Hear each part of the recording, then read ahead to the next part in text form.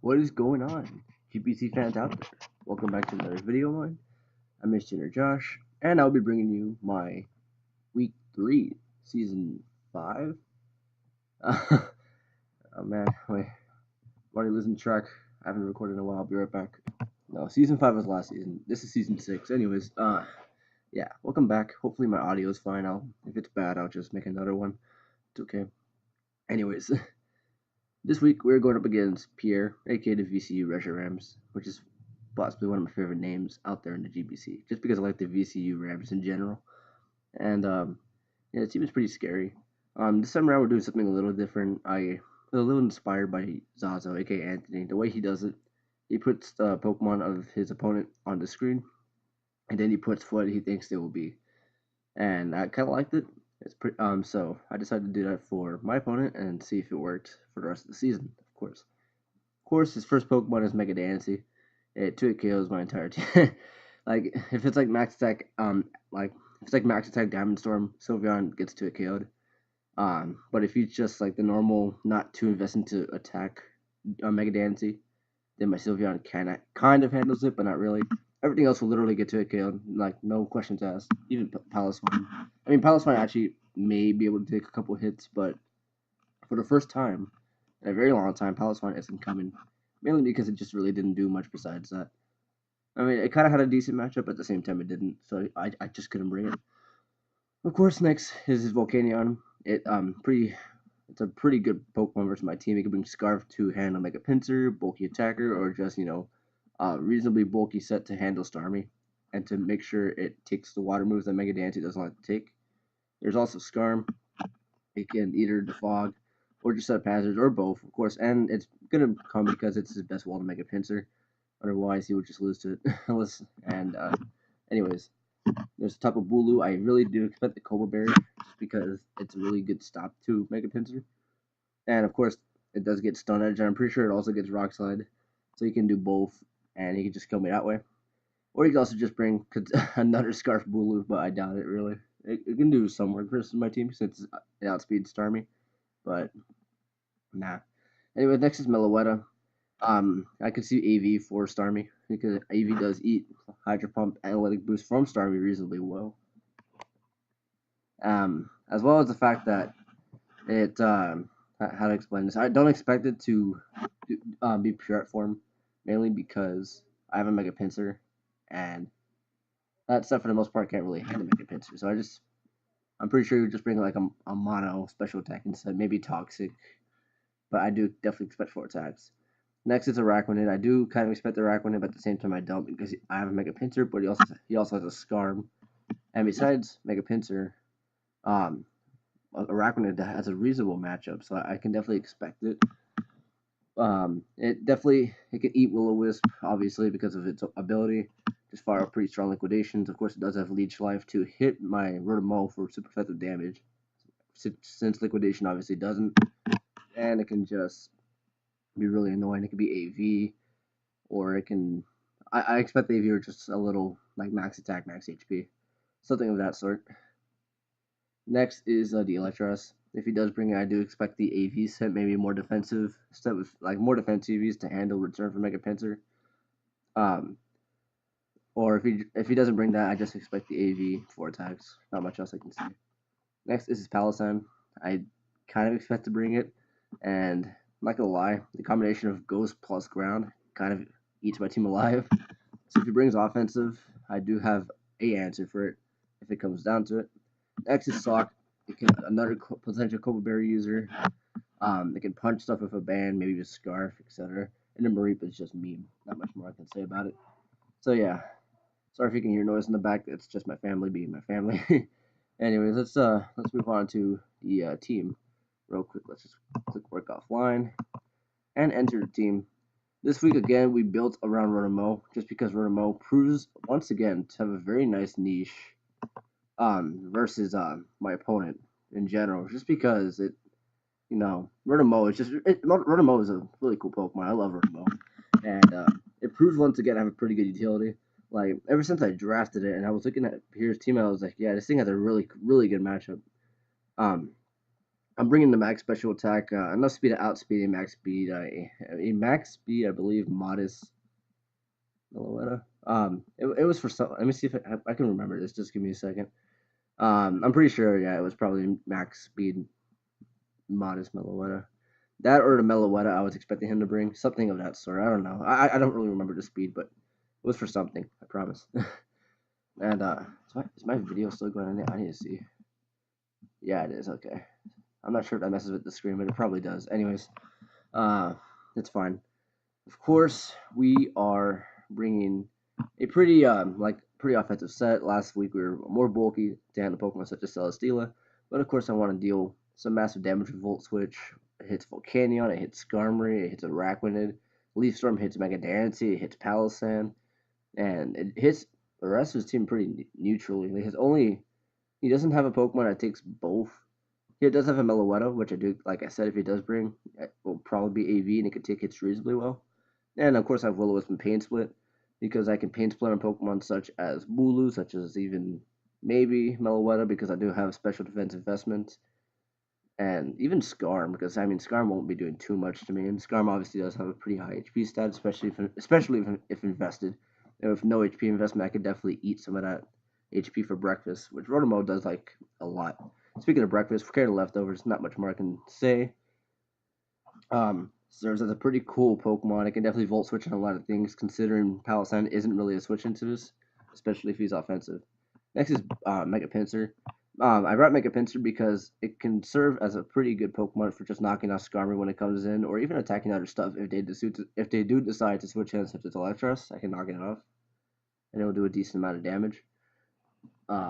Bringing Adamant because I don't really need Jolly.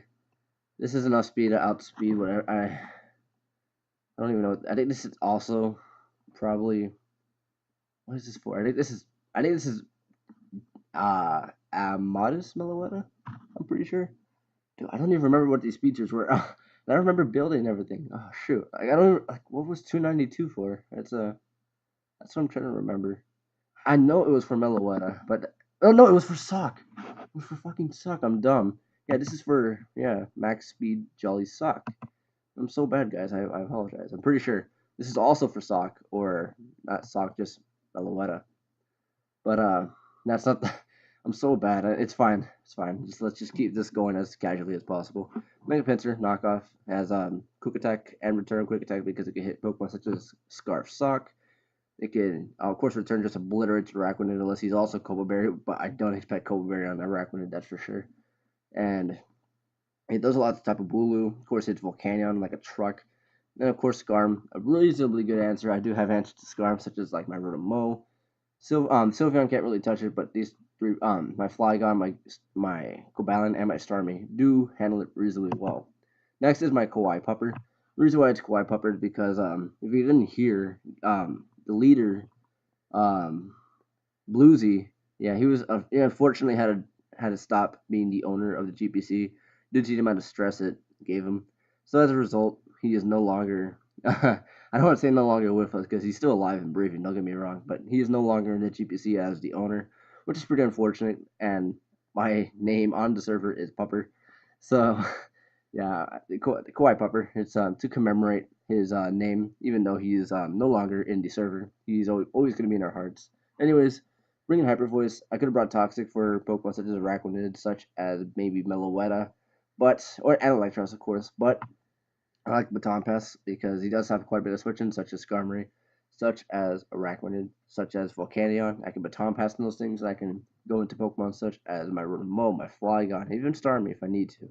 And I can set up a Wish if I need to. And then I can Baton Pass or just Hard Switch. Either one depends on the situation. Next is Cobalion. Originally, I was thinking of Banded. I was thinking about Banded Cobalion at first, but Skarmory just takes it way too well because look at his team.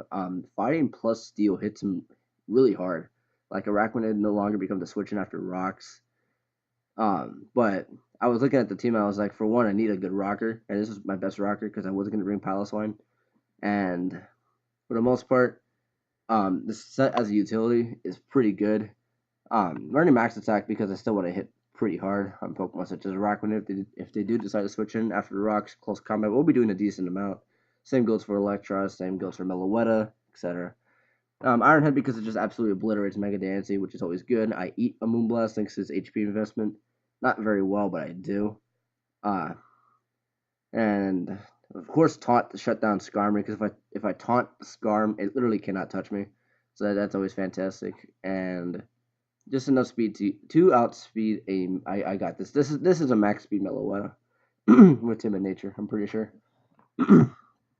Next is my Flygon. Bringing a Z move for the first time this season because I need to bring it 4 times. So I believe it was 4 times. If it's not 4, it's probably more. Hashtag bars. Anyways, Flygon. It's a Fire and Z Fire Blast. You may be wondering why I'm Fire Blast instead of Fire Punch. Well, it does a lot more to a Fizz Def Skarmory, which I do expect for him to bring. I don't expect Spadef. If he brings Spadef, he's pretty brave because if I set up a +2, if I set up an SD on a Spadef Skarmory, it's no longer a wall. So yeah, that's kind of why I expect Fizz Def. Anyways, Flygon. It has Fire Z Fire Blast to a Fizz Def set. With this amount of special attack, it does around 94 to 100 something. So after rocks, it's guaranteed to die if he's Fizz Def. And if I set up a DD and he thinks he can take me on, I just click the Fire Z Fire Blast, and then it's like, oh, well, I'm gonna get swept now. Of course, this is my third Pokemon immune to Earthquake, so this Pokemon definitely doesn't appreciate Earth Power from Palossand. So Palossand, thanks to these 3 Pokemon, is really oppressed to not click Earth Power ever in the game. So that's something to look at. So if I ever want to switch into Pokemon such as Cobalion, like hard Cobalion, and weaken it, I can do that because I'm pretty sure he would never click Earth Power. Because for one, I don't have a Ghost Resist, and I have 3 Earth Power immunities. So yeah, that's something I like to see. Anyways, my last Pokemon is my Starmie. You may have noticed I have 4 leftovers on 6 Pokemon this week, and those 2 Pokemon I don't have leftovers have a Z move and a Mega Stone. So so they're 2 set key items that I had to give him anyways. So obviously I wanted a little more of a bulky team because I wanted him to take hits and have some sort of recovery because obviously I don't have recover on my Starmie this week. And of course, I wanted to bring Surf because, for one, Scald didn't serve me too much. I could have ran Scald for Burning, potentially type of Bulu if it decided to switch. But as you can see, I have the Hidden Power Poison D-Tech because it does hit so much harder than Ice Beam, believe it or not. And even without the Analytic Boost, I think I do like 82 to 98% to a non-HP Bulu, which is pretty decent. If I was Life Orb, I'd obviously just obliterate it, but I couldn't really bring Life Orb this week because I wanted the bulk, as I said. And of course, just carrying Surf Thunderbolt because Thunderbolt hits Pokemon such as Skarm and such, and Volcanion, of course, very hard. Especially if Volcanion decides to hard switch on my analytic boosted T-Bolt, it's going to do a lot of damage. Anyways, that's pretty much the team this week. Not much more to say. It revolves around Rotomo being pretty cool. I can potentially Volt Switch around and do some cool stuff. I have a couple of win cons, such as my DD Flygon, and Starmie just punches holds very easily. But for the most part, due to Skarm, Mega Pinsir cannot do a lot, but I think we can work it out. So yeah, I'm going to pause, and we're going to hop into the match real quick, so I'll be right back. And is my thing going? Yes, it is. Okay. All right, let's just fix this really quick, and we're back. Anyways, as you can see, I'm trying to fix my screen. But as you can see, there's this team. He brought a pretty interesting team. He brought the Araquanid and the Palossand, which is pretty scary. Of course, didn't bring the Sock. He did the Pokemon that he didn't bring were obviously Mareep. Didn't bring the Sock. He didn't bring Electros, and he didn't bring Meloetta. Everything else was brought, which is pretty fair. They have a pretty decent matchup. Araquanid could do stuff. Palossand, if offensive, could do stuff. Like I almost didn't have Sylveon, and then I realized, oh, offensive Palossand kind of shits on this team. I need a wall, so I'm bringing Sylveon. Originally, I don't even know what I had on here. It was something else. I think it might have been Magmortar, but no. Obviously, if I brought Magmortar, it wouldn't have done me any good. I mean, because Magmortar had a decent matchup, obviously, but couldn't do it, unfortunately. Anyways, looking at his team, I'm trying to think what I lead with. Well, obviously, like I said, Rotomo serves as a really good niche. It really does not have a clear answer to it because obviously I outspeed Volcanion naturally with the speed. I mean, I outspeed everything on his team naturally except Mega Dancy, which is really good, and that was why I liked Rotomo in this matchup. So I'm just going to lead with the Rotomo as he leads with this. I know he's going to expect my Will-O-Wisp, but he doesn't want to take it, so I'm going to click Volt Switch, predicting the Arachnid to come in the first time, and I do click the Volt Switch. I knew a decent amount. This pretty much tells me it's Assault Vest. I didn't even do, I mean, I really didn't do any calcs in this game because it was late at night, and we wanted to get this done. So I was just doing everything in my head, trying to guess what he was. And I see leftover, no, it's not leftover, that's Grassy Surge, I'm dumb. Anyways, I know he's going to switch here, so I'm going for Rocks because I was predicting him to predict my Stone Edge, which I don't have. Now I click Taunt because I'm predicting Defog. So now Rocks are, if I play correctly around Skarm, are here to stay. Now I'm going to go back into King's Moor as he does a good amount of damage. Here I click Will-O-Wisp because I didn't expect for him to go right back into backline, considering, like I said, it's his best Starmie answer next to Volcanion. But he actually goes straight into it. If I clicked Volt Switch, he would be very, very, very weakened. And that would have been fantastic, but obviously that's not what happens. Grassy Surge is gone, so obviously he will not be getting any more recovery. As I click Volt Switch again, no need to stay in here. He actually makes a pretty good read. Clicks Liquidation on my Volt Switch and does a lot. On my Sylveon, I was kind of predicting Leech Life, but it's fine. Anyways, I'm going to click Baton Pass here now because I expected him to potentially save this for Death Fodder.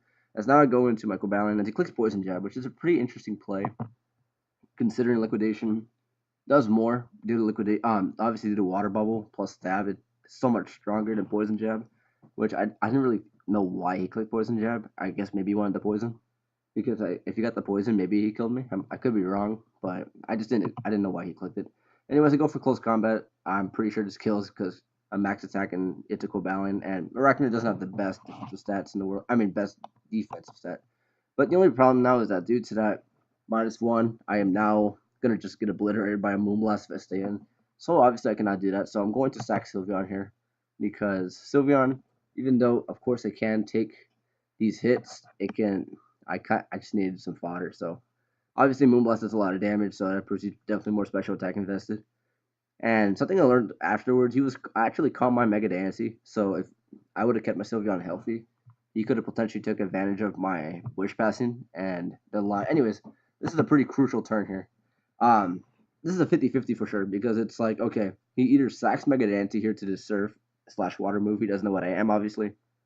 Or he's going to switch into Volcanion. Obviously, Volcanion takes water moves easily because of water absorb. So I'm thinking, okay, I know he's going to switch into Volcanion. It just makes sense. So I'm going to be clicking T-Bolt here. And if he stays in, then this could be bad. If he decides to switch, this could be good. And yeah, I get the prediction correctly, and I get far off this juicy analytic T-Bolt. Actually does not do a lot, but obviously we 2 KO. So Starmie picks up the Volcanion, and it's dead. He sends out the Bulu. I don't know if this is Scarf anymore. Like, he could have easily switched on my Rotomon knowing I can burn him. So, Scarf isn't out of the question. But, HP Poison, I don't know if HP Poison killed because if he has, like, any sort of HP investment, it's not going to. So I can't risk it. I'm not going to stay in here and just get obliterated by a Hornleech if he decides to click it. So I'm going to go into my King's Moor. As he actually clicks Woodhammer, so if I clicked HP Poison, I would have sacked my Starmie, and he would have also died. But it's okay. I wanted to keep Starmie around because it can win late game. Anyways, I had an option to click Will-O-Wisp or Pain Split. I felt like Pain Split was my better option because, for one, in case I found out if he was Scarf here, I just paused. I didn't mean to pause. I meant to pause the actual battle.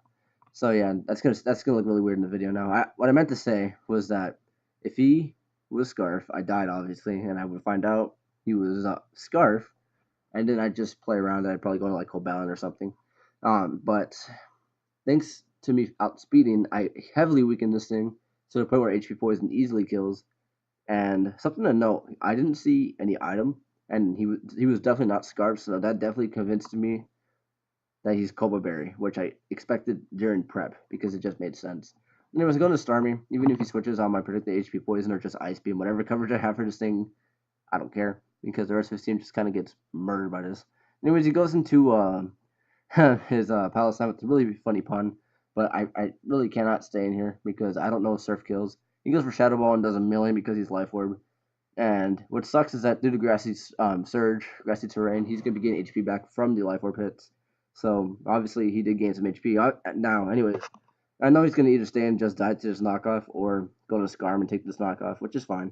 I'm able to get rid of his leftovers. And now I'm not sure if he's going to click A, Brave Bird, or B, the Fog.